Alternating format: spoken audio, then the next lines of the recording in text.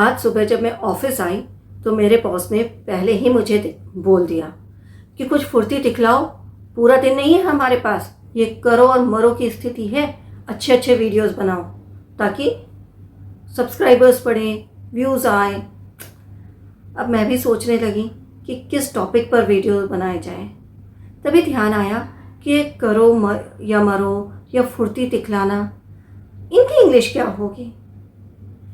तो यहीं से मुझे ये आइडिया आ गया कि क्यों ना कुछ ऐसे ही वर्ड्स लिए जाए जो हम हिंदी में यूज़ तो करते हैं पर उनकी इंग्लिश हमें नहीं पता होती। तो आज के वीडियो में मैं आपको कुछ ऐसे ही commonly used Hindi words English में बताने जा रही हूँ। तो चलिए विदाउट वेस्टिंग टाइम हम आज का वीडियो शुरू करते हैं। और आज का जो पहला वर्ड है वो यही है, फुर्ती दिखलाना, लुक शार्प। तो मेरे मैनेजर ने क्या कहा मुझसे, look sharp, we haven't got all the day, कि फुर्ती दिखलाओ, मेरे पास पूरा दिन नहीं है, हमारे पास पूरा दिन नहीं है। सो फुर्ती दिखलाना, लुक शार्प। करो या मरो, ये तो आपको पता ही होगा, डू और डाई। जैसे फाइनल्स में जब इंडिया खेल रही थी T20 के, तो वो कंडीशन आर पार की थी, आर पार, करो या मरो, do or die. It was a do or die situation for India in the finals में इंडिया के लिए करो या मरो की स्थिति थी। अब कभी कभी हंगामा कर देते हैं, तो हंगामा करना, इसके लिए जो इंग्लिश वर्ड है वो है मेक अ फस। डोंट मेक अ फस here, it is a public place, ये एक सार्वजनिक जगह है, यहाँ पर हंगामा मत करो। कान देना या सुनना, हम कभी कभी जो अफवाह होती है उन्हें सुनते हैं ना, कान देते हैं, तो उसे इंग्लिश में कहा जाता है give ears.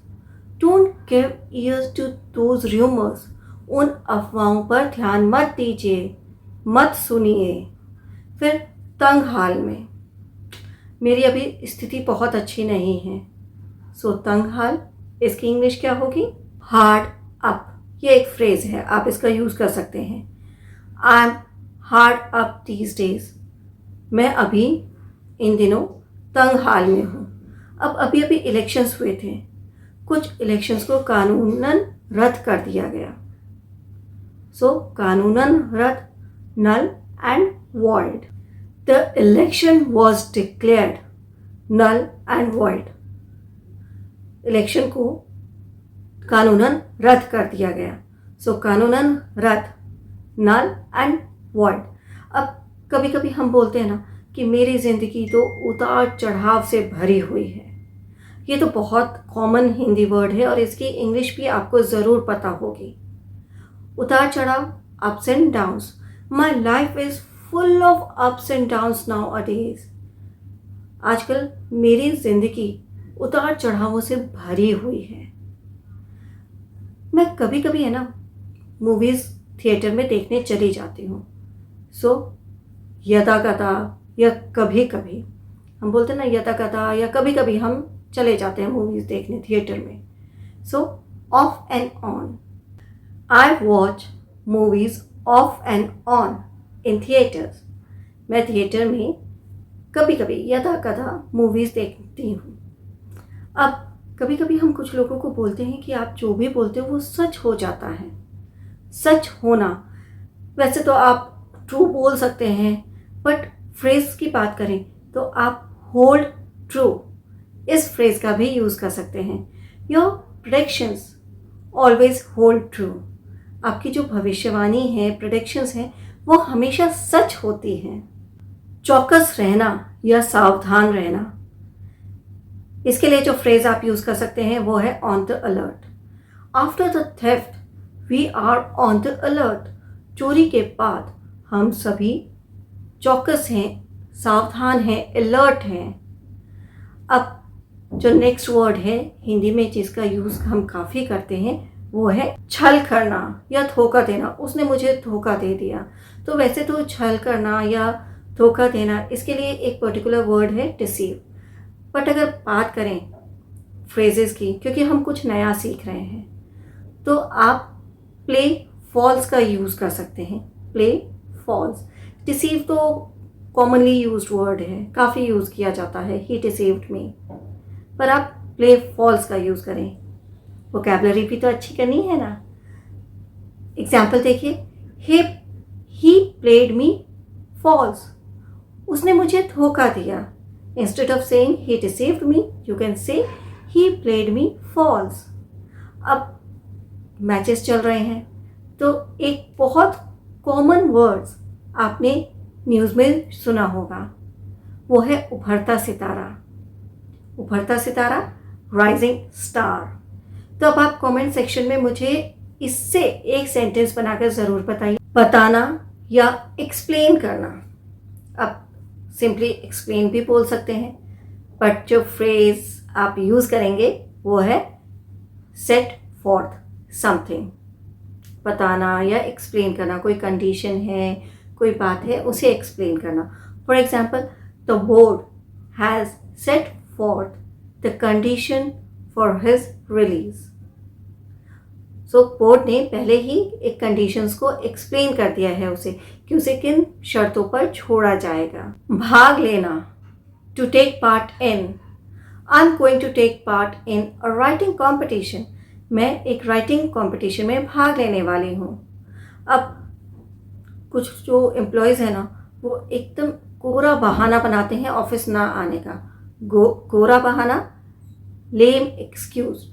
Don't give me lame excuse, I know everything. मुझे कोरे बहाने मत दीजिए, मुझे सब कुछ पता है। अब कभी कभी शॉपिंग करने जाती हूँ ना, तो बार्गेन तो बहुत करती हूँ, पर कुछ शॉपकीपर्स ऐसे होते हैं जो थोड़ा भी कम नहीं करते हैं प्राइस को। सो थोड़ा भी, jot or little. The shopkeeper would not lower his price. Jot a little. Shopkeeper कभी भी अपना दाम थोड़ा भी कम नहीं करेगा। राइटिंग कंपटीशन की मैंने अभी बात की थी, पर राइटिंग कंपटीशन में भाग लेना एक बहुत ही कठिन कार्य है, कठिन काम है, बहुत प्रैक्टिस की ज़रूरत होती है। सो कठिन काम, uphill task. To take part in a writing competition is really a uphill task.